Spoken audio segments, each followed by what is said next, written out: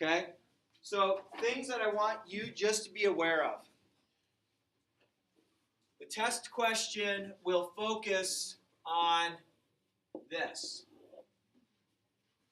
Okay? So if you were to go and you do your stat plot and you notice your plot with your data kind of does that, okay, you can all see that it's not linear. In fact, if you went and did a linear regression of it, you would probably find that the r-squared value is like 0.62. Okay, and I'm just making up a fictitious value. Okay, but you have to go and find that r value to see what it works. And then you look at your quadratic, and your quadratic might give you your r-squared value of, I don't know, 0.75. And then you look at your, let's see, who has their calculator? I don't remember what it's called.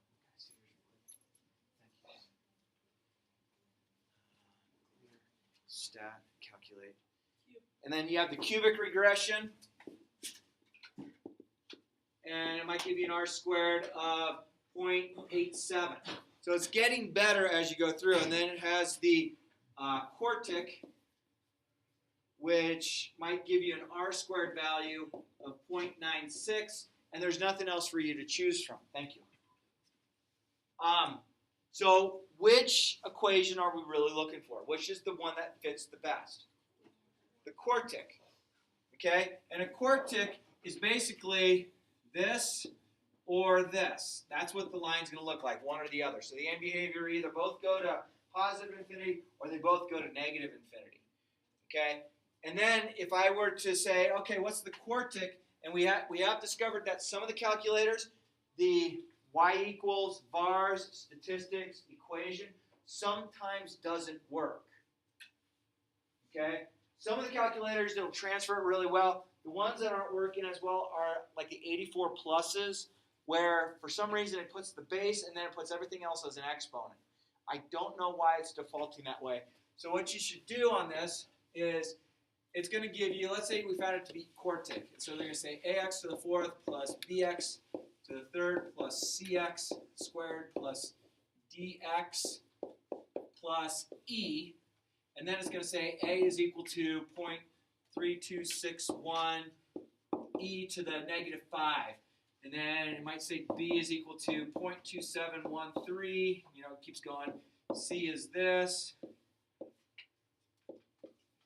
And then D is this, and then E might be, so that might be the values. So what does this mean? It's going to be scientific notation, so actually how you're going to write this answer, it's going to be 0.123456, like that. Well, when you plug it into your calculator, I'd say take it out to, you know, whenever you start getting decimals. So on this one, I would plug this in on my calculator. This. What I would actually do is I'd say y is equal to 0.1234.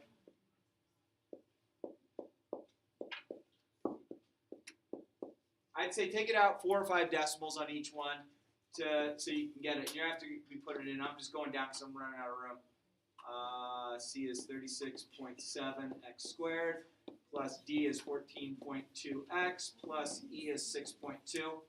So plug that all in, and then once you have it plugged in, once you have that all plugged in, it's going to, if you ask to draw it in, it's going to do something like this. Okay? And that's what your calculator is going to do. And then if I say, hey, I wanted to know, so let's say this is years. And let's say I want to figure out what some value is way out here. What should you do with your window in order to get out there? Zoom out. And so if you zoom out at that situation, all of a sudden your graph's going to look like this. That's what your data is, and then it's going to look like this. And then that's going to allow you to get that x value, so then you type that value in and it'll give you the prediction. Okay? So that's all these are doing is you're looking for a pattern of, by you collecting data, you're looking for a pattern, and then you're trying to extrapolate the information, which means you're looking for something outside of data if the pattern were to continue. Okay? Now, I just want to be clear, is like 10 or 20 data points really good? Like, would you make a life decision based on 10 or 20 data points? No. Okay? So I don't want you to sit there and say, okay, we just found the pattern for the world. This is going to work for us, and we're going to base our foundation on it. If you're truly going to extrapolate data and look at for a pattern, you have hundreds of thousands of pieces of data that you're putting in to make a prediction. I'm not going to give you that because, one, you don't have any time to do that. Your calculator's not going to handle something that big. So if we give you 20 pieces of data, it's going to give you the basic idea of this is how we're going to do work. And really when it comes down to it is if you truly were collecting data, you have something that is collecting data rapidly and then storing it in a spreadsheet. And then the spreadsheet will then be, you plug it in. It's a very quick situation. This is newer information within the last 30 years, because these calculators are, about 30 years old as far as what they're able to do. Before that, they actually had to crunch the data and it didn't look too good. But that's what we're based on. But I don't want you to answer on the test. Being within 20 data points, I don't really think that this is a good problem. Well, I'm not going to give you that much data to plug in. I'm going to give you enough data that you're able to see a little bit of a pattern. Plug it in, you're going to realize that the R squared value will dictate for you if the equation is the most appropriate. Okay? So, if you're totally up in arms that I'm not collecting that assignment, and deal with it. Let's just move on. Let's actually add this, and I'll tell you what. Why don't we add this to last night's assignment? I'll check it off tomorrow and put it in as a double assignment for you. Fair enough? Okay. Thanks for being with me, guys and girls. You guys are awesome. All right. Can I lecture on today's? All right. So a few things about this chapter. One, this chapter I think is really cool because it's big math. And it's big math that the graphing calculator is going to work well with it. It's big math that even if you don't have the graphing calculator, you can take a look at these. But it's big math where you have to kind of remember a whole bunch of things about equations. Okay, we talked about end behavior. The end behavior that says when I go in the x direction to the right to positive infinity, where's the graph winding up? When I go to the left to negative infinity in the x direction, where is the graph winding up? And it's usually positive or negative infinity. Okay? You will see quite a few problems that will be based like this. It'll say when blank goes to infinity, then blank goes to, actually that would be a blank as well. So what you're looking at putting in here is when x goes to infinity, then the function at x goes to positive infinity. That would mean if the end behavior was doing this, as far as to the right of our graph. So we'll probably have it when blank, then blank. On the quiz, I have when x is going to blank, then f at x is going to. So on the quiz, I'll have these plugged in. When it gets to the test, I want you to plug that in as well. Okay? And it's usually there will be two things that are to be set up for it. And it's looking for what's it doing to the right and what's it doing to the left when we graph it. Okay, and let's talk about the end behavior. So today we're going to talk about graphing polynomial functions. So let's just take a look, make sure I teach this right. I've been known not to.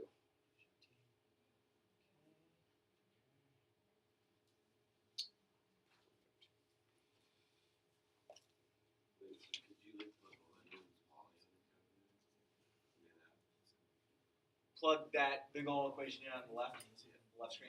Yeah, and it'll graph right on top of your. That's just in case that the y equals stat or y equals vars statistics equation, it doesn't work. It might not work on your calculator always. For some reason, it goofs up the exponent. And I don't know why. I haven't figured out how to correct it yet. I'm working on it. Sorry.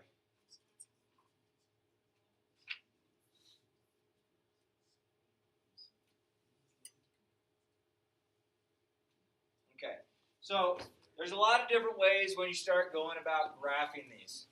Okay? If you graph these, you will always be able to know where it crosses the y-axis, which is the vertical component, by the constant. Okay? So if I had some equation written, and let's say it's some huge exponent, or let's go to the fourth, blah, blah, blah, blah, blah, and then 7. And the 7 is your constant. That 7 doesn't have an x attached to it. What that's going to tell you is this is where it crosses. That's where it's going to cross up there.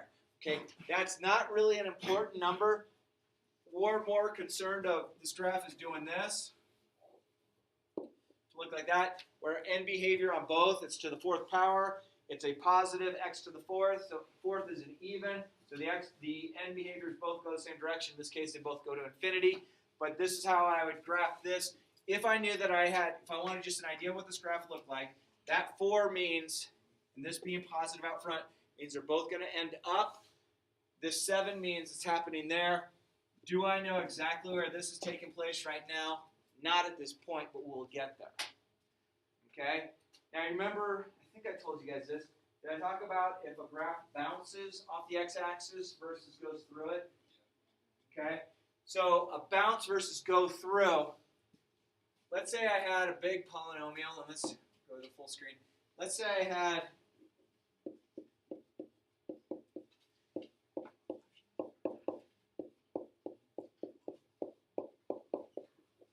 and again, I don't know what A, B, and C are going to be right this second, and I'll give you an example in a little bit. But what's going to happen is, let's say I had numbers plugged in there, and I'm able to factor this down. And let's say I were to find, I'm really good at factoring, so I know that this is taking place. So let's say that whole thing, and I realize that ax to the 3rd plus bx, actually, so it's only, don't need them all. Got one too many in there, sorry. So let's say this is this factored down. Let's just pretend. I don't know for sure. So if I were to take this problem right here, the factored down problem, if I want x times x times x, I'd get x to the 3rd. So it's a 3rd degree polynomial. So I know it's going to be x to the 3rd, and I know out front it's going to be positive. How do I know it's going to be positive? Yeah, there's no negative values in there. So the x times the x times the x gives us a positive component. X to the 3rd graph is going to look, we'll keep in mind, it's going to look something like that. And then other things that we know is if I were to set each of these equal to 0,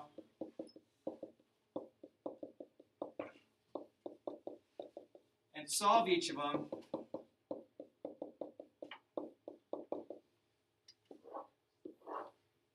if I'd like to, I could go, well, what's 2 times 4? That's 8. 8 times negative 2 is negative 16. So it's going to cross here at negative 16. That's not really vitally important for us. It's not a solution. It just tells us another point. How I got that is I went positive 2 times positive 4. Positive 8 times negative 2 is negative 16. And then things I'm going to know is this. Because this is here, that's one answer. Because of that negative 4, that's another answer, a solution. Because of that positive 2, that's going to take place. So my graph is going to look similar to this. So what this graph will actually look like if I graph, it's going to come up, change direction somehow, come all the way down here, go through this, change directions, go back up. That's what that graph's going to look like. Now here's the tough thing. How do you get this to look like this? And it's hard to know exactly how to do it unless you have your graphing calculator as a first part. And then there's other things called synthetic division that we're going to use. And don't worry about the word division. Synthetic division makes a whole lot of sense. Okay? But let's just say, let me pull one. Let me see if I can figure one out that'll work nicely. Yeah, that'll work. Can I move off that screen? Yes? No? Maybe? Okay. So let's say we had this equation.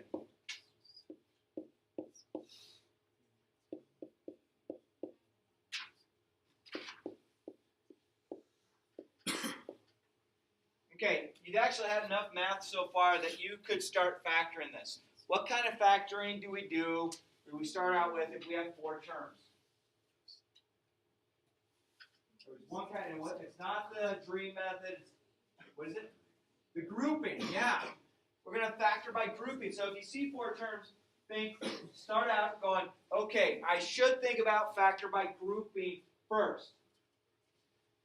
Okay, so factor by grouping, if you remember, is I'm going to take the first 2, and then I'm going to take the last 2, and I'm going to factor out a GCF from the red and then a GCF from the blue. So what can I factor out of the red right now? Just x squared, right? So this is the same thing as this. That's the same thing. What can I factor out of both? They both share an x and an x is x squared. So if I factor an x squared out, I'm left with 2x, and as a placeholder, plus 1. Is that okay so far?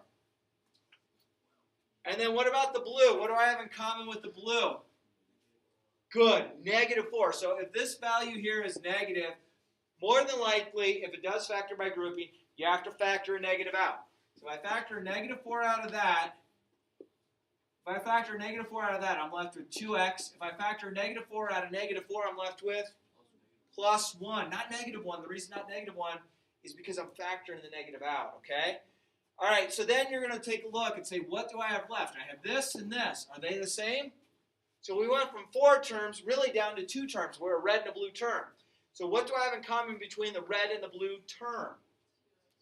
2x plus 1. What do I have left once I factored that out of both? X squared minus 4. And then here's now the trick. Remember the term difference of 2 squares?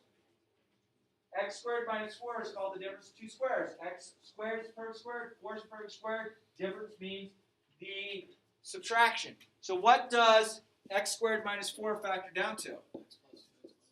There you go, x plus 2 and x minus 2. Okay, we have enough information to graph this problem. Okay, so let me go with the split screen first. Let's go with a split screen on it. Okay, so a lot of information is given to us right now. Now, not every problem will always work out this wonderful, great, jolly way. The ones as far as today, more than likely will. I just want to show you one tool of how to start graphing these. It's not 100% of the time going to work. Okay, first thing I want to know, what would this graph look like? It's to the third, so the ends are going different directions. Does it look like this, or does it look like this? What do you think? Second one? So this is x to an odd number, and this is negative x to an odd number. So what is that? I have positive out front raised to an odd number. 3 is an odd number, right? So this is what our graph is going to look like. So now we have a picture in our mind what our graph is going to look like. Where would it cross the y-axis?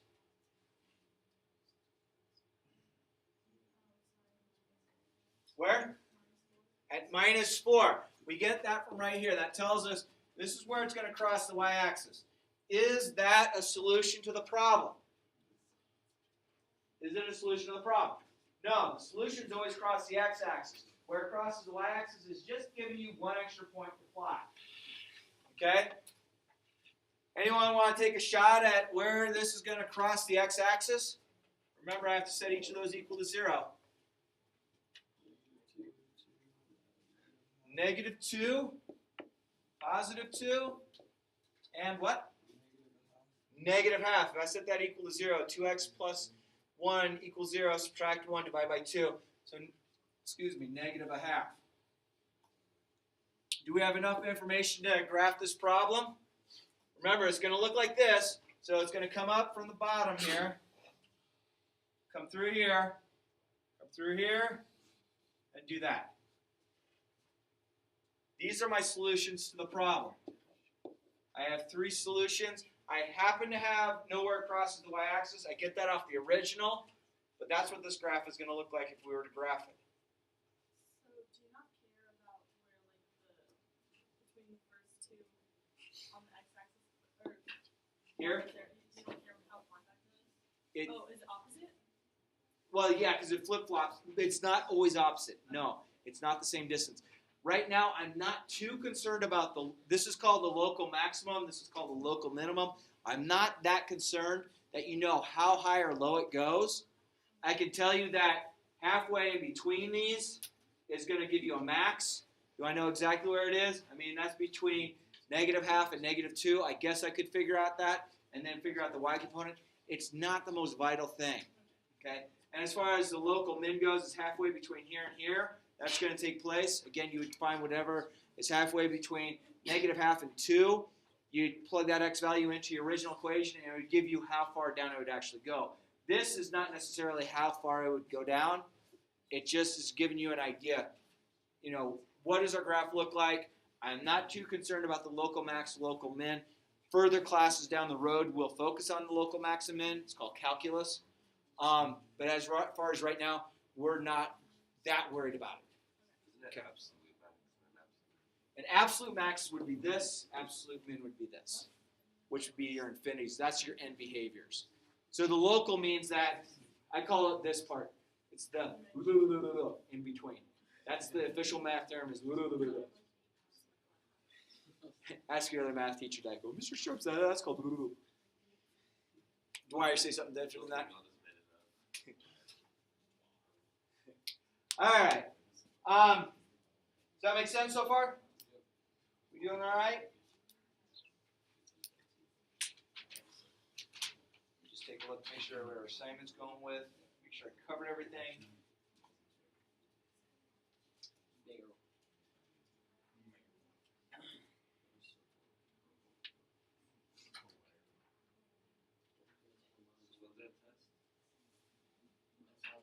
November 20th and 21st will be the test. The quiz will be Monday next week, which we have a review on Friday this week. All right, last things I want to cover. Can you let me cover one last thing? Okay.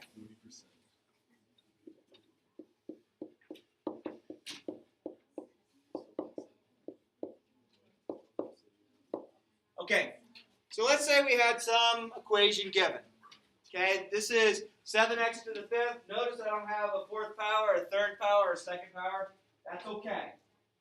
As far as this goes, yes, you can plug it in your graphing calculator. You might see the picture if your window's set appropriately. You might not. But for the most part, this is what we know. This is what the graph's going to look like. How do I know that? Well, my x to an odd number being positive will look like that.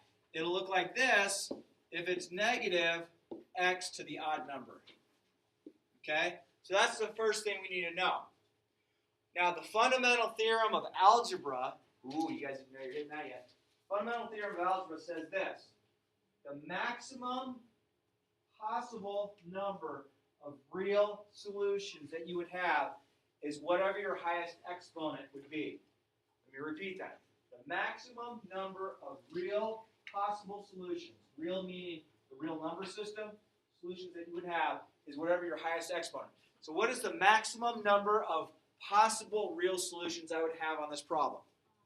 5. So this right here is going to say it's going to cross the x-axis. It could cross that up to 5 times.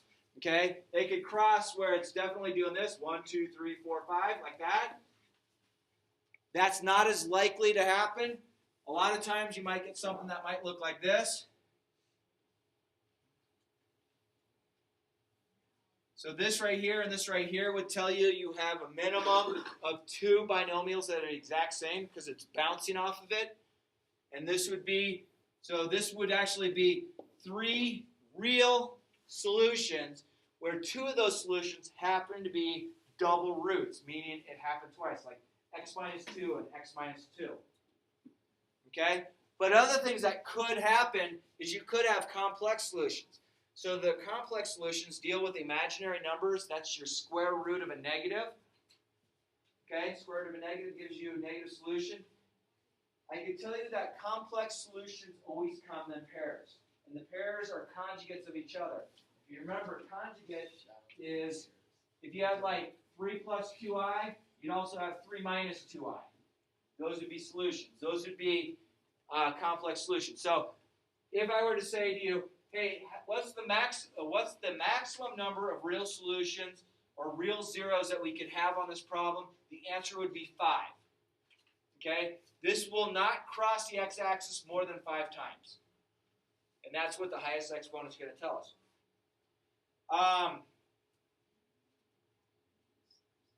And then the other thing, they might ask us, what's the maximum number of turning points this graph will have? And so a turning point is this. As it comes to a max and then switches directions. So right here is a turning point. And this is also a turning point. So the maximum number of turning points is the highest exponent minus 1. Okay? So what's the maximum number of turning points this would have? 4. It's the highest exponent minus 1. If I had something to the 30th power, the maximum number of turning points would be 29. That's what we're working on in these problems. Okay, so let's see. First problem says, the number of maximum real zeros that this function can have, that's whatever your highest exponent is, the maximum number of x-intercept that the graph of the function can have. Okay, remember a solution and crossing the x-axis means the same thing, as well as the bounce. If it bounces off the x-axis, that's a double solution at the same spot. What's the maximum number of turning points a graph could have? It's the highest exponent minus 1.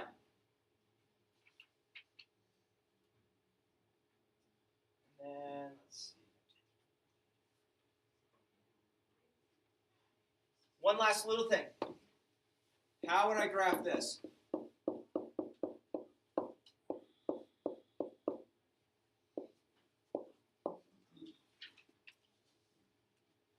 What would the highest exponent of this problem be? Huh? 5. Why 5? Yeah, if I were to write this whole thing out, it would be x plus 1, x plus 1, x plus 1. You have 3 of them. And then you have x plus 3 and x plus 3. So this has a highest exponent right now of x to the 5th power. Does everyone understand that?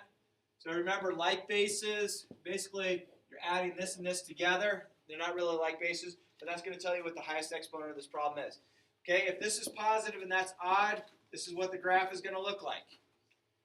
Okay, is there one of these solutions that it's going to go through, and is there one of these that would bounce off of? It bounces off the what? Yes, good. Bounces off the negative 3. So that's going to be a bounce, and it's going to go right through the negative 1. Even though it happens at negative 1 3 times, it will go through it and won't bounce off of it. So how would I make my graph? I guess I could sit there and say, well, where is it going to cross the y-axis? Well, I have 1 times 1 times 1, which is 1, and 3 times 3, which is 9. So 9 times 1 is 9. So it technically is way up here at 9 doing this. This might tell us the direction we're going, so this is probably what our graph's going to look like. Oops, I goofed it up already. Where's my just click up? So it's bouncing off the 1. Or wait, it's bouncing off the negative 3. Bounce. Goes back up, goes right through, and it looks like that. So this bounce is because it was squared, or 4th, or 6th, or 8th power. This go through is because it's to the 1st, the 3rd, the 5th, the 7th, so on and so forth. So it bounces here, bounces right off of it. I know that this is what my graph is going to look like. I knew that this is going to take place because I had 1, 1, 1, 3, 3. 1 times 1 times 1 times 3 times 3 is 9. So that's where it's crossing the y-axis. So that'll give us an idea of what to look at as far as our graph. Okay? So I am done with the lecture, but I just want to talk about real quick as far as the dates go. So this coming Friday, we have a review. I have a worksheet that I'll hand out. Okay? And then on Monday, I think it's November 10th, we will have a quiz. Okay, so we're not there yet. I haven't gotten done teaching everything. It's only Tuesday right now, right? And then, looks like Thursday and Friday next week are goofy days. We won't have this class any of those days. And then, November 19th, which is a Wednesday, we have a review. And then, November 20th and 21st, we will have our test. So it's a quick moving chapter, but we have a lot to cover. So those are just things coming up for you to know. And your assignment for this evening, please attach it to those two problems you tried working on last night. I'll make it worth a double assignment. So we'll do page 279, 1 through 17, 19 through 25. These are all pretty easy problems. The 1 through 17 just says, what's the highest number of real solutions you could have? What's the maximum number of axis crossings? Remember those have to be the same. And what's the maximum number of turning points? And then 19 through 25 are simple type of factoring where you might have to factor by grouping, might have to use the dream method, you might have to use anything like that. So that'll be your assignment for this time.